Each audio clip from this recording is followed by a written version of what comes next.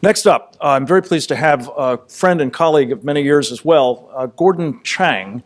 Gordon is well known, I'm sure, to this audience and many others besides, from his myriad appearances as one of the country's real duty experts on Asia, specifically on China, as the author of 3 terrific books, The Coming Collapse of China being particularly relevant, also Nuclear Showdown, North Korea Takes on the World, and most recently, Losing South Korea. He's a contributor to the Daily Beast, and I'm pleased to say to my radio program, Secure Freedom Radio, each week. Gordon Chang, where are you? Come forth.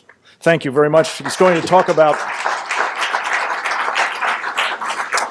We've asked Gordon to talk a little bit about unrestricted warfare, a term that's in the title of this program, and specifically how it applies in the economic battle space, notably in the Belt and Road Initiative. Thank you. Gordon, welcome. Good to have you.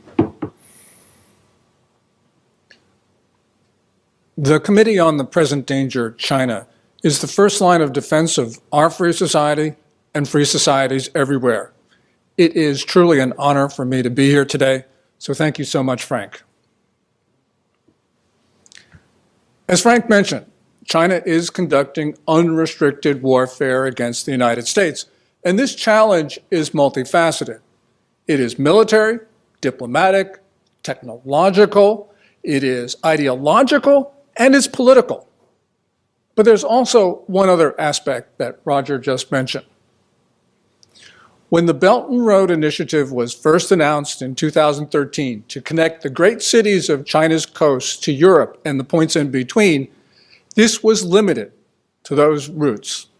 But subsequently, it's been broadened to the rest of the world. So we do know that China's challenge is global, and that global challenge is economic. And as Roger mentioned, the struggle is going to be determined, I believe, by the country which has the stronger economy.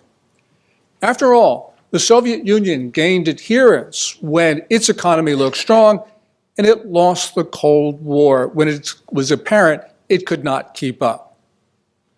This is the way the world is. It's unfortunate, but unfortunately, that's where we are. And we're seeing the same dynamic this century as well. China is gaining ground because people think its economy is strong, especially after the global downturn in 2008. The Chinese, who have always been full of confidence, then became even more arrogant, maintaining that they would dominate and rule the world, and that the United States and the rest of the West was in decline. So one of the ways to meet Beijing's challenge, and perhaps the primary way to meet that challenge, is to outcompete, outgrow, outproduce China. And that means everything is on the line in the trade talks between the United States and China. This is our opportunity to define our future, and this is an opportunity for us to not save communists in China. The United States has saved Chinese communism a number of times, starting with President Nixon. Now, President Nixon in the early 1970s, when he saw Mao Zedong, people could argue it was a good thing for us to do because that was, for us, most people thought, a weak point in the Cold War. But we also saved communism in China in 1989 after the Tiananmen Massacre. Bush 41 did that, and he didn't have a good reason to 30 years ago. And by the way, we mark that anniversary this June. President Clinton didn't have a reason to do that in 1999 when he inked the agreement with Beijing that paved its way into the World Trade Organization. And we certainly do not have a reason to do that now. Especially now, because somebody who I think is the world's most dangerous figure, Xi Jinping, needs a lifeline. Xi Jinping's economy is weak. The official National Bureau of Statistics says that China grew 6.6% last year, but that number is obviously too high. It's inflated. In December, a professor at Renmin University in Beijing said in 2018, China would grow no more than 1.67%. He said the economy might even contract. And that sounds about right.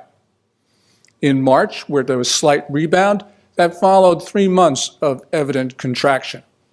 But this rebound in March was caused by something that the Chinese leaders said that they would never do, and that is to flood their economy with debt. Because of this debt, there is a small recovery, but that recovery is not sustainable. If you look at what they've been doing over the last couple months, they have been creating debt at a pace which is 5.5 times faster than the production of nominal GDP. That's up from a pace of 1.5 times just a year ago. So this is not sustainable. What is sustainable for China is signing a trade deal with the United States. So I say, let's not sign. And there are 5 reasons I'll talk about today for not signing. First of all, Beijing has not honored any of the previous trade deals with the United States or with the international community. So why do we think that we should remedy this problem by signing another agreement with China? Second, the Chinese system does not believe in the notion of comparative advantage, which underpins the global trading system. So what's the point of talking with Beijing?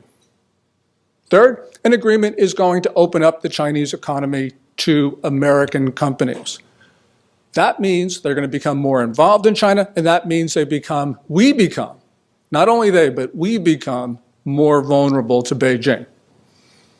Even if it were in our interests to become more vulnerable, and of course it's not, but even if it were in our interests to do that, it's not going to do our companies any good because Xi Jinping has been hostile to foreign companies. Xi Jinping, for about a half decade, has been reversing reform, increasing the power of the state.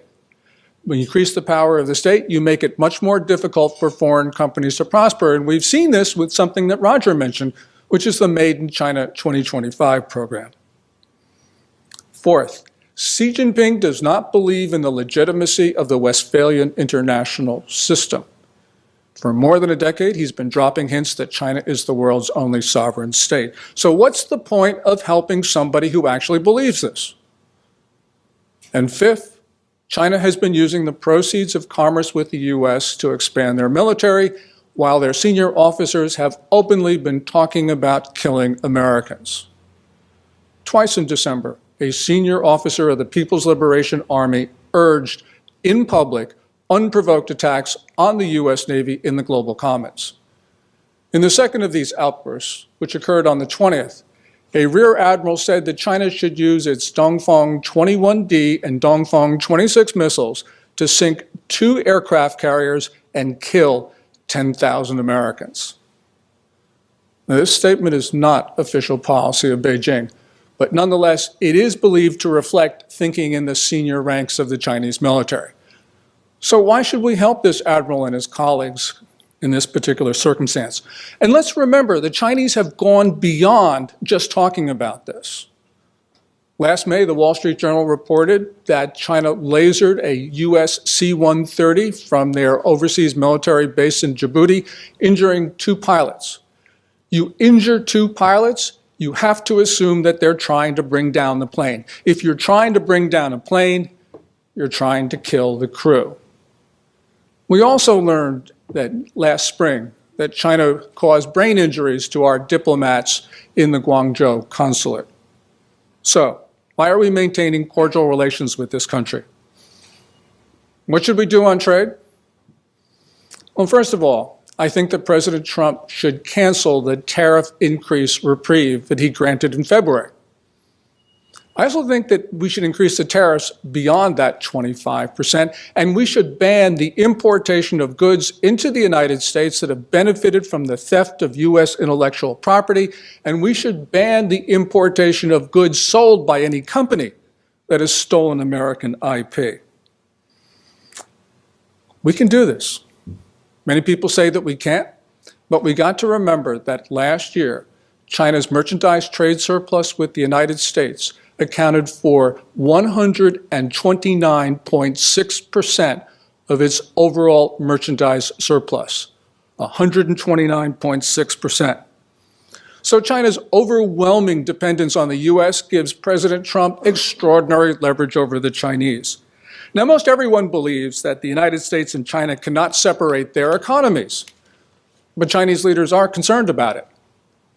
Premier Li Keqiang, at his once-a-year press conference in March of this year, said, look, the decoupling of U.S. and China is neither realistic nor possible. Well, if it's not possible, then why is he talking about it? Will disengagement hurt us? Yes, of course it will. But we've got to remember that we're already suffering grievous wounds. Each year, China steals hundreds of billions of dollars of U.S. intellectual property. Some people say it's only 150 billion. Other people say 600 billion. But whatever it is, it's much too large. We have an innovation-based economy. If we cannot commercialize our innovation, we do not have an economy of the future. The one thing that disengagement will do is it will decrease the opportunities for Chinese parties to steal U.S. IP. I can understand the motivations for the Chinese to steal, but what I can't understand is why we as a nation have let them do it.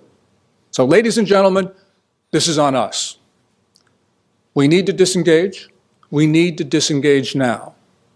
I not only say no trade deals with countries that want to kill Americans, I say also no trade with them at all. And by God, we should not rescue Chinese communism again. Thank you.